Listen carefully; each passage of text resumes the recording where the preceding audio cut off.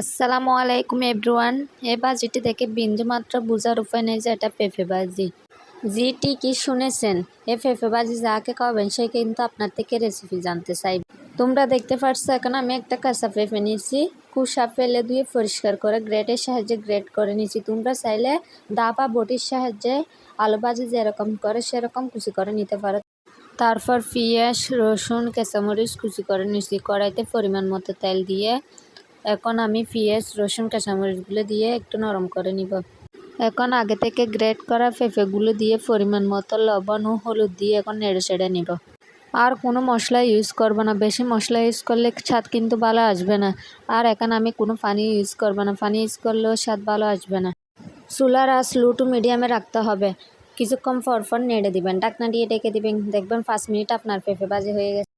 এই কাঁচা পেঁপের সবজিটি কিন্তু আমি আগে খাইতাম না, একটা আপুর কাছ থেকে রেসিপি জানার পর থেকে এখন আমি মাঝে মধ্যে বানাই। আমার তো খুবই ভালো লাগে, ভাত বা পরোটা যেটার সাথে বলেন না কেন, কম্বিনেশন কিন্তু খুবই ভালো।